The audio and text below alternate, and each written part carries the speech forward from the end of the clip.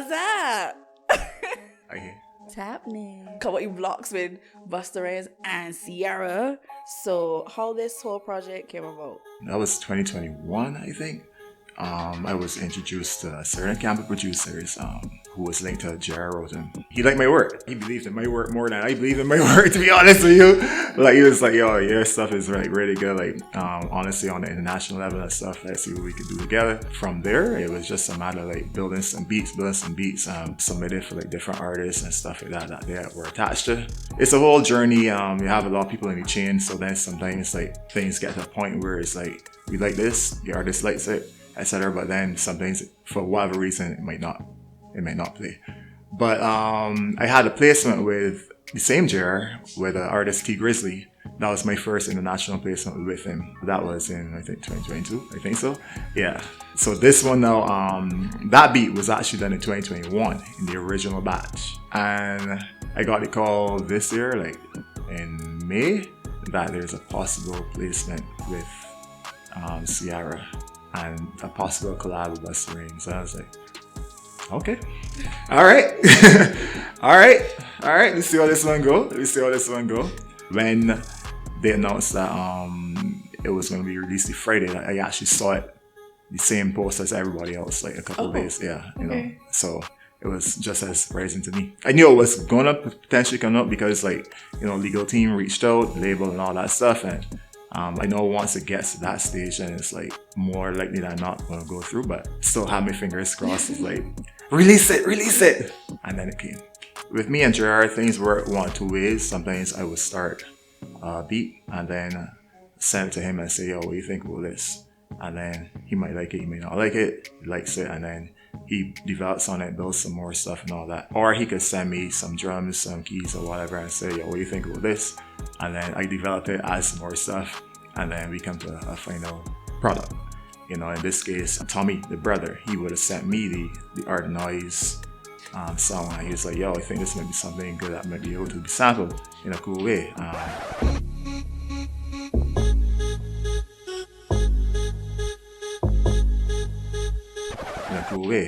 He really likes how I flip samples, so like that was my thing, you know. So he sent that to me, and I said, yeah, I could hear it, and I flipped it and started it, and Jared's like, yo, and then he added some more stuff to it and all that, and that's what it was.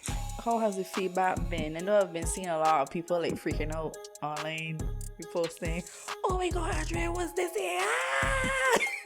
Well, to be honest, I try to keep my own personal compass on how I view my work, because like, yeah, the validation is good and all, but sometimes I like to just like feel good about something that I did, regardless of what other people say. You know, if I feel personally confident in what I do, you know, the validation helps. So I ain't gonna lie, like the validation helps. So I am seeing some very positive feedback on the track.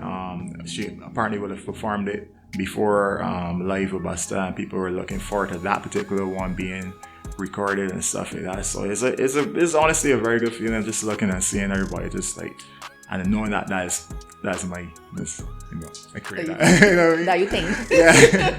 So now, how do you feel about it having a Bajan name stamped on the track now? Knowing where I started the whole production journey, I would have started that technically when I was in school, going up like Chris Solomon's studio, trying to like learn some stuff from him too and all that. Yep. I literally that phone. I heard an ad on the radio, and when he was now opening the studio, I took a CD, I went up that road, and I said, "Here's my stuff." And you know, he listened, and we still cool today. He's a great guy. But yeah, listening through to stuff, like seeing the development from back then, producing for Tumaho, for Nexus, for other people here and stuff, and then now seeing it in the hands of, you know, some international artists, it just like kind of like completes the whole picture for me, and it's still more stuff to do. Do you think that this has helped you being recognized more seriously here because of this? The price going up. To be honest, like, I just keeping my eyes on the main target. The main target being continuing to put out work that I personally am proud of. Something get hit. Once I personally like it, then that's the starting point. And then from there, I hope that others, you know, like develop from there and get some more placements and stuff like that. So that's your question.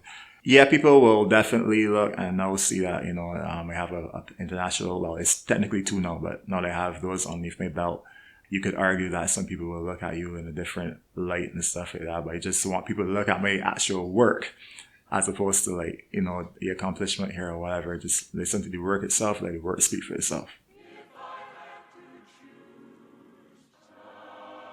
How would you describe the work of Black Man Chant? Over the last couple of years, I definitely ended up working a lot with samples. I love to flip samples and create something new from old. That's one strength in my area. The other side of this, the sound is, I love smooth type R&B type chords, and anywhere that I can get to fuse those things, that's my jam. That's my jam right there, rhythms and stuff. So it's kind of a merge of all that. So any direct advice to other producers on how to get more placements in international waters? Create, because if you get the opportunity to meet someone who can put you in that position to be in a room with an international producer or artist or whatever, if you have 5 beats, it ain't really gonna cut it, because it really takes a lot of beats, a lot of productions to have 1 or 2 considered, because like I said, there are also so many stages that has to go through, so person A could like it, but then person B may not like it, or person B, C, D could like it, but then you get right here and then this is one, so it's always best to have as much content as possible. Believe in your work, trust your work, be humble. Be humble, be humble, be humble, be humble, like Kendrick, be humble.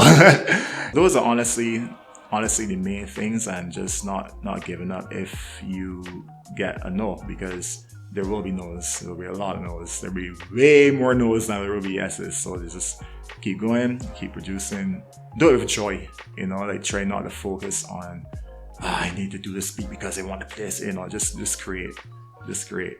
Otherwise, you'll just get really mentally frustrated. I know that for sure. Everybody seems to be doing a lot of vintage stuff. They're reusing a lot of samples from that time of the 90s, when you was at your most freest. Do you see that continuing? Are you going to put that more into your work? I think sample will always be there. The whole foundation of hip-hop itself is sample based, it was there from the beginning. So I think it's something that will always continue. What's interesting is that I find we're in a space right now where people are actually sampling not only from the 90s, but people sampling from the mid 2000s. I'm wait. You're old, Dre. What? What? What's happening? So yeah, it's something that's definitely going to continue. And people can find different ways to utilize it and stuff. I like when it's done creatively. I love the old sampling Kanye and those guys. Kanye's to me the GOAT when it comes to the sample game. But yeah, I could definitely see it as something that's continuing. What would you do if you met Ciara or Busta Rhymes? I already know your answer. He just scream like a little girl. Ah! What would I do? Well, because it's an interesting question, because people assume that just watch any artist interview.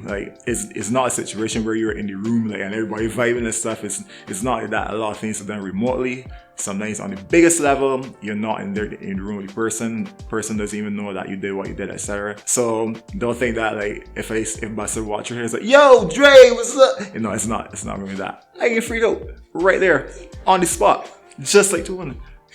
Same thing. We can all freak out together. One big freaking family. I'm your biggest fan.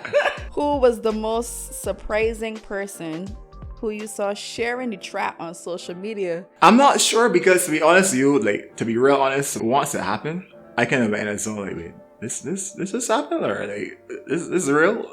So I'm actually in a stage right now in a little phase where I don't comment and watch, because comments can kind of just mess your head. So in the same token, I kind of also wasn't really sure watching a lot. I will do it though, but I just want to let that moment pass and just live in the moment for it. What is next for Black Man Chant? I'm actually in the process of formalizing some stuff for myself in terms of my own structure, the way I operate. Even here locally, because there are a lot of other things I do as well, like the corporate ad work and stuff like that. There's still more placements to go. There are already other things on the table as well. So it's just a matter of like continuing to put in some work and building up the catalog and continue to submit, and we go from there. Got birthday plans? I actually have none. I'm not really a big birthday person, to be honest with you. Some friend told me, I know you can want to do something like go and look at the water and do gratitude and breathe the air and all that. What's wrong with that? So yeah, probably. Or I might just go to the airport and get on a plane and just see where, like, literally just decide what to do from there. So if you want to find me, Andre, Blackman Chant, Instagram. That's Instagram.com/BlackmanChant, or just drop me an email at blackmanchant@gmail.com. I didn't mean at as in at. I mean find me at the email address blackmanchant@gmail.com. You can't put the at before the first thing. So yeah.